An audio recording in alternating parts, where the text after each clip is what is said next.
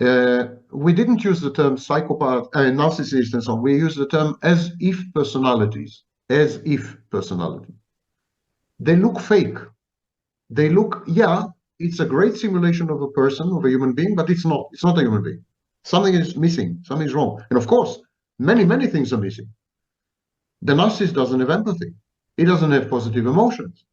He's incapable of recognizing people as external objects or separate objects. I mean, in many respects, the narcissist is not fully human. I'm sorry to say, it's politically incorrect to say this, but he's not fully human.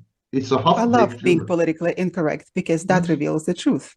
Yes, it's a half-baked human. It's a human in process, and the process failed. So we feel that. We feel that within minutes, but we deny it.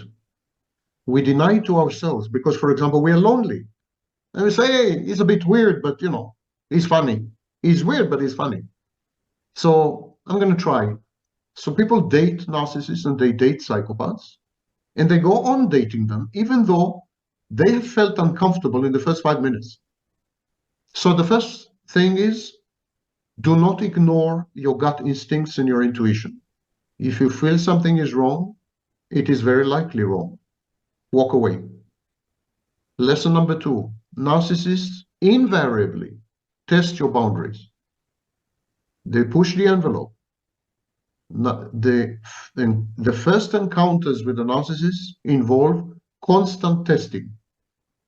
The narcissist gathers information about you, constructs a profile of you, scans your vulnerabilities and weaknesses, a process known as called empathy, and then tests you behaviorally. He pushes your boundaries, he breaches them, he breaks them, and so on. Do not let that happen. You could compromise on minor issues that have no bearing on who you are, on your identity. But if you are confronted with a demand to suspend who you are, or to behave in ways which contradict your values, for example, your beliefs, your convictions, the way you were brought up, who you consider yourself to be, self-image, self-perception, walk away. It's a bad sign. Number 3, ignore completely how the narcissist behaves with you, because that's an act.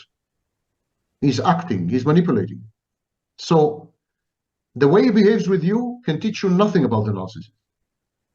Observe how the narcissist behaves with other people, with a waitress, with a cab driver, with a friend who happens to pass, with a stranger. The narcissist bothers to act in front of you. He bothers to invest in you. But with other people, he's going to be his real self. With other people, you're going to see the true face of the narcissist. So he's going to be very nice to you, very kind to you, amazingly attentive, compassionate, empathic, the most stunning person, a dream come true, and then he's going to shout at the waitress because she was 2 minutes late. Or he's going to humiliate the cab driver. And that is his true face.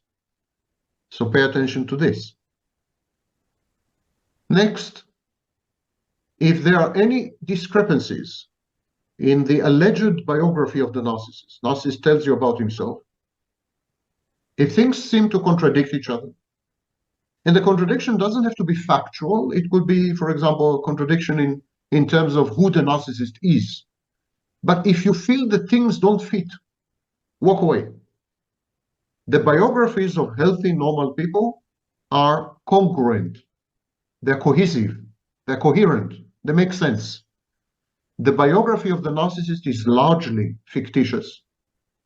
Not because the narcissist is a liar, but because he lives in fantasy. He has a strong fantasy defense. So they're largely fictitious and very impossible, improbable.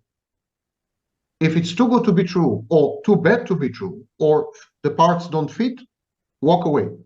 You notice that I'm saying walk away. Don't bother. Don't try to make sense of things. Don't invest any work or effort or thinking, or just walk away. With narcissists, the only solution is no contact, and immediate no contact. And finally, if the narcissist takes over, appropriates you, For example, he takes the keys from your hand and locks your own door. Or he decides to which restaurant you're going to go. He orders food for you without consulting you. He asks you to give him a detailed report as to what you have been doing in the bathroom when you went to the bathroom in a restaurant. Or he chooses the movie you're going to watch. If he takes over, if he suspends your ability or your right to make decisions and choices, that's a very bad sign. Walk away. If there is no consensus, if there is no compromise, if there's no negotiation, if there is no reciprocity, if there's no equality from the get-go, that's an exceedingly bad sign. Normally, a healthy, normal person would see you as a separate entity with your own wishes and dreams and emotions and cognitions and fears and memories. And a healthy, normal person would bother to consult you, would seek a consensus with you, would compromise with you. You would seek your opinion. You would agree together on what to do, where to do, and how to do it. Not the narcissist. The narcissist is immediately the boss. You're not even an employee. You're an extension. You're an object. You have no mind of your own. You're not allowed to make decisions or choices on anything whatsoever. This kind of dominance is very, very sick, very problematic. Another thing that I forgot, alacrity, the speed. There's something wrong about the speed. Alacrity is called. Is if the narcissist is fast forward, is like, speed 16 rather than 1. And this is intended to overwhelm you, to disorient you, so that you can't think straight, because you're flooded with demands and expectations and a change in perspective and new scenarios. And so it's absolutely intended to disorient and dislocate you, so that your ability to reason rationally is suspended.